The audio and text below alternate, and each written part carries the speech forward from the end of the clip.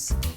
That's a collective term that we use for things like our muscles, our tendons, our ligaments, and there are other connective tissues in the body as well. But these are the ones that are most involved for us as dancers in terms of when we're looking at injuries. And really they're the structures that dancers often don't know the difference between. You know, they'll say, I think I've got a tendon injury or I think I've got a ligament injury, but they don't necessarily know what the difference is between those. This is to give you the architecture of the terminology that you'll be hearing throughout these videos, particularly when we're looking at specific injuries, so that you can really understand exactly what we're talking about, what these structures do, and primarily how best to take care of them. Okay, let's dive in and have a look at the distinction. What's the difference?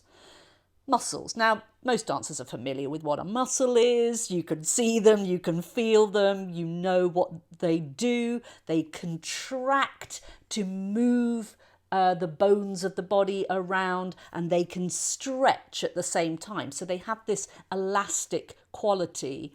But you'll find muscles really wherever there's a joint in the body, which is where one bone meets another bone. They cross that joint, and as they contract, they pull those two bones together, and that creates our movement. That's a very simplistic look, but essentially that's the job of a muscle. The tendon is the extension of that muscle that connects it to the bone. If you think about it, muscles are stretchy and elastic. If you try to think you've got something heavy, a brick or a plank of wood, and you wrap a stretchy rubber band around it and try and lift it, it's not going to be very efficient, right? You're going to get a lot of stretch through that elastic band, and probably that brick or plank of wood is not going to move anywhere. The tendons are a thickening of that muscle tissue, those muscle fibers, that comes down, and it's more rope-like, so that it will transmit the force of that muscle to the bone and make it more efficient at moving the bone. We're going to look at these each in more detail in a moment, but in a nutshell, the tendon is the extension of the muscle that connects it to the bone. Ligaments are a little different because they are there to connect bones to bones at joints, but they don't really act on the joint. They don't have the ability to contract and release like a muscle does. So they just provide some stability around the joint. They're more like little straps that hold those two bones or two or more bones together. But we'll look at each of these in more detail now so that we can really get under the hood of each of these amazing tissues. Okay, let's start with muscle. Now, typically as dancers, when we're talking about muscles, muscle injury, we're talking about what's referred to as skeletal or skeletal, if you're from England, muscle. So skeletal muscle, as the name might indicate, moves your skeleton around, the bones. So just as we talked about, they connect across bones at joints and help move them. But we do have a couple of other types of muscle in the body. I'll just mention them here, but we're not really going to cover those in particular detail when we're talking about more of the movement anatomy of the body. We have cardiac muscle. Guess what? It's what makes up your heart. The heart is made of muscle tissue. We also have something called smooth muscle, and this is found in things like our digestive tract. Your digestive tubing has muscle in its walls that helps move the food through the system. Our blood vessels have muscle tissue in them. They need to expand and contract. Say if the temperature changes, if you get really cold, then your blood vessel walls need to contract up, or they release when you get warm. Our breath system, again, the airways need to contract and expand. So smooth muscle is the operating tissue for all those systems. We're going to focus primarily on this skeletal muscle. When you look at skeletal muscle under a microscope, what you'll see is it's made up of really tiny, thin, almost microscopic fibres that are bundled up. So one muscle fibre would be like a strand of hair, and then a bunch of those strands of hair are kind of bundled together in a bit of cling wrap, which is our fascial tissue, which we'll come on to. There's this stacking mechanism of these fibre bundles that make up the entire, what we call belly of our big muscles, particularly if you're looking at something like calf muscles, thigh muscles. They're big, chunky muscles, but they're made up of these really tiny filaments. Their job is to move the bones at the joints, as we mentioned. Some muscles just cross one joint, just cross the ankle joint, the knee joint. Other muscles cross two joints. The calf muscle we've got pictured there crosses both your knee joint and your ankle joint. It's what we call a two-joint muscle. Go and watch the videos on these joints and I'll talk about the specific muscles around those joints. But they're going to provide some stability, and what we call, with muscles, we call it active stability, because they are acting with a contractile mechanism, a bit of tone, if you like, to support those joints. And then they're obviously producing movement. As they contract, they move our bones around and help us to make all the incredible shapes we make with our bodies. They're elastic. We all know that because we're always stretching our muscles, right, as dancers. They have that ability to contract and shorten, but also stretch and lengthen. And if you stretch the muscle, it has what we call recoil. It will come back. So think of it more like a rubber band. You can stretch the rubber band, but when you release it, it recoils back to its original length. Typically, in normal movement, that's what a muscle is capable of. It has a very rich blood supply. You'll see in all the pictures of muscle, it's pink, right? It's got lots of blood coming in because the blood is bringing some of that fuel to power the muscles and to help them operate in the way that we need them to. And they're under what we call our voluntary control, i.e. we can direct our body to contract those muscles by asking them to do a rise or do a jump, right? We are in voluntary control. When we looked at that smooth muscle before, say in our digestive tract, we don't have to tell that to contract. It does it what we call involuntarily. It'll do it without you asking it to. But these are the muscles, the skeletal muscles, we actually direct with our conscious control. The way they act, typically muscles will work in pairs. You may be familiar with this concept that as one muscle contracts, its pair, its buddy, is going to release, and then when its buddy contracts, the primary one is going to release. So we have this kind of reciprocal motion. We've got the example in these pictures here of the arm.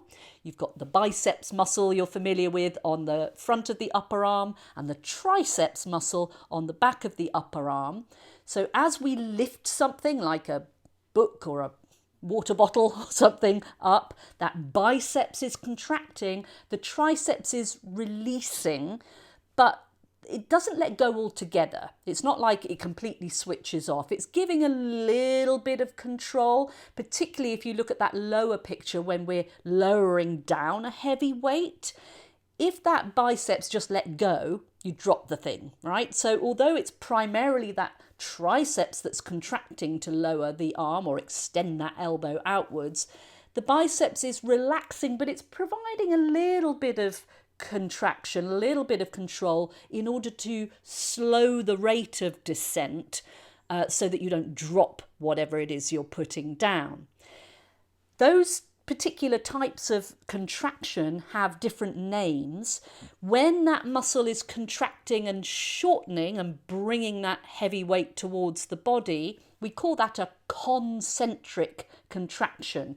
Think of a concertina, those kind of instruments that bunch up and separate out. When we bunch those up, we are doing a concentric contraction. Eccentric contraction, if you think of something that's eccentric, it's kind of outward moving. When your bones are moving apart, so when our lower arm is moving away from the upper arm in this example, we call that an eccentric contraction. So that biceps, as it shortens and lifts something heavy up, is contracting concentrically. When you lower something down, it's providing that rate of deceleration. It's eccentric loading. If you think of landing from a jump, for instance, if the muscles that propelled you into the air, which are primarily your calf muscles in that instance, when you land from the jump, if they just let go, you'd be in a heap on the floor. So they're going to provide a bit of deceleration force, so they're actually contracting while they're going into their stretched position. That's an eccentric contraction. Eccentric contractions put the most force through a muscle, therefore they're the types of movements that typically lead us into injury territory. You're more likely to get an injury landing from a jump than taking off from a jump. Now, any kind of movement in the body requires all those muscles to work together, right? I think of them as like instruments in an orchestra, and you need an orchestra conductor to make them coordinate to work together. There is no movement in the body that just requires one muscle. It requires several muscles to work together. The nervous system is what is acting as the orchestra conductor in that instance, but I'm going to do a whole separate video on how our nervous system controls muscle activity and how that's important to us when we're learning movement, but also to help us prevent injuries. Now, we know that as dancers, we repeat things a lot. You go into class and you do the same exercises over and over and over. When we repeat muscle movement, we're improving what we call our muscle memory, and that helps us increase our speed and fluidity. If you think of the first time you ever learned to do a pirouette, right? You had to break it down and just start with that releve position. How do I take off? And then you did a quarter turn, a half turn, and eventually a whole turn, and then you keep repeating and repeating and repeating, and eventually you're doing triples, quadruples, and you don't even have to think about it most of the time. That's because as we repeat, we increase our speed and fluidity. As I say, I'll do a whole video on that nervous system control of how we create movement, how we learn to repeat movement and get proficient at it, and also how that helps us to stay fit and healthy. Because if one of the instruments in the orchestra is not acting the way it should or playing the way it should, then the whole thing's going to sound a mess. Same thing with our muscles. If one muscle's in trouble, it's going to mess up that coordination of the muscles and can lead us to an injury situation. Okay, let's move on now to tendons. We talked about the fact that they are an extension of the muscle that connects the muscle to the bone. Now, to do that job, they can't be stretchy and elastic like a muscle. As we've already seen, that wouldn't be very efficient for movement. So what happens is those muscle fibers start to thicken and become more like sort of rope fibers, but again, very, very tiny, so that they will transmit the force through to the bone for movement. If you think of that rubber band you were trying to lift the brick with, if you attach the rubber band to a piece of rope and attach the rope to the brick, you're now going to be able to lift it with more efficiency. So they are less elastic, a lot less elastic. Tendons don't really stretch like muscles do. They do have some elastic fibers, but they are a lot thicker and tougher than muscle fibers. And as such, they have less blood supply. You'll always see in anatomy pictures like we've got here on that right-hand side, that's looking at one of your deep calf muscles. The muscle is pink, it's got that rich blood supply. The tendon is white, it has less of a blood supply. And we're going to see why that's relevant later on. But when we talk about stretching tendons, how many people say, oh, I'm stretching my Achilles, right? Are you really stretching it? Our idea of stretching, again, is like that rubber band analogy, that if you stretch it, the whole thing is going to deform and change shape. When you look at tendon fibres under a microscope, what you'll see that is in a rest position. Say your foot's just hanging, you know how dancers we like to sit in with our feet in that slightly pointed position, and your tendon is kind of slack, it's at rest. When you look at the fibres in that orientation, they're actually wavy. They're a bit like curly hair, like mine. It's wavy. Now, when the muscle above the tendon contracts, what it's really doing is pulling the kinks out of that wavy fibre. Just like if I pull my hair down here, it's a lot longer than it looks like when it's curled up. What you think is stretching is really just the kinks being pulled out of that tendon. So you're getting travel of the tendon. It appears that it's lengthening because it's going from a shortened position to a longer position. But once you reach the end of that curl, the end of those kinks, it's not going to stretch any further. And this is why our tendons can often get injured when we, say with the calf muscles, land quite heavily from a jump and pull on them. If you put too much force through a tendon, it doesn't have the same give as a muscle to absorb that shock that's gone through it, and it's more likely to then tear some of those fibres and get damaged. Watch the ankle tendon injury video to find out more about that in ankle tendons, and I'll do ones for the various tendons of the body. Ligaments. Now, ligaments connect bones to bone at joints. We said that muscles cross joints as well, but the ligaments are really there. They're much deeper. They're right around the joints themselves, and they are there to provide what we call the passive stability. We talked about the tone of the muscles is an active contraction to stabilise joints. Ligaments can't contract. They don't have that ability to contract and stretch like a muscle. They're almost like a sort of leather strap. They're soft, but they're not stretchy. They do have some elastic fibres to them, but really not anywhere near we have even in a tendon, let alone a muscle. Those straps are then there to provide the stability. They can allow for some movement depending on the length of those ligaments. It's different around different joints. They'll allow a bit of movement. Obviously, we need our joints to be able to move, but they're going to stop you from moving too far.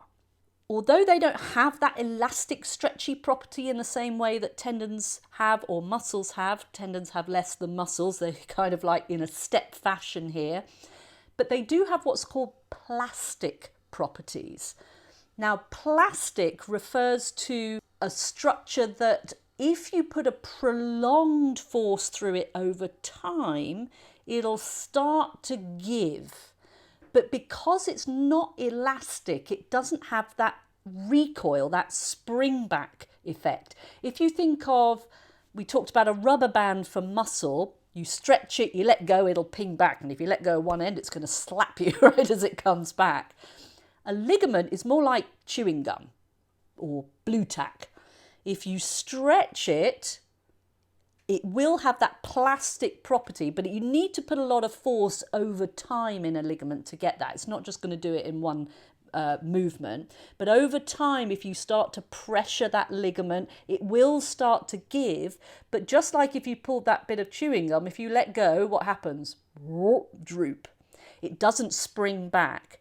This is why it's so important that we retain the what we call integrity of these ligaments around the joint, because if we do overstretch them over time or damage them with an injury, we now have what's called joint laxity. Those ligaments are lax and they're now not providing that stabilizing force that they did before, and that joint is vulnerable. When joint surfaces start to rub around too much on each other, they friction, we get inflammation, pain in the joints, and eventually over years of that rubbing, you can start to erode the surfaces of those bones, and that leads to something called arthritis. You might have heard of that. Arth, A-R-T-H, just refers to a joint. Itis means inflammation. We tend to think of arthritis as an old person's problem, but technically that word just means that the joint is inflamed, but over time we're getting erosion of the bone. That is not something we want to get into. Now the ligaments, again, you'll always see them depicted as white or pale coloured. That's again because they have even less of a blood supply than a tendon, and we'll come on to why that's important. But we really, really need to protect our ligaments. Watch the safe stretching video series, because we will talk about how not to be stretching your ligaments. People that hang out in their ligaments, people that like to sit in second position and sit there for hours on end, you're actually stressing into those ligaments, and therefore you're going to make them lax over time, and you're going to lead yourself down the garden path to potential injuries of whatever joints. And particularly with hip joints, this is an issue. With some of the ways that dancers are stretching their hip joints, they're getting into the ligaments, and it's going to cause you problems later in life. I always say I'm here to advocate for your older self. You don't want to have short-term gains in flexibility, but long-term injury risk. One other role that our ligaments play is in our balance. Ligaments have receptors in them that give the brain information about where that joint is in space. Take the foot, for instance. Say your foot was on an uneven angle, an uneven surface. Some of the ligaments may be under a bit of load. Others may be slack, depending on the alignment of the foot. That information goes to the brain, and the brain can then send signals to the muscles to coordinate, to counterbalance whichever way we're technically falling. This system is called proprioception. I've done a whole video on balance and proprioception, so go and check that out. We just need to be mindful that if we've damaged our ligaments, we need to put some balance training into our rehabilitation to offset any losses that we might have incurred.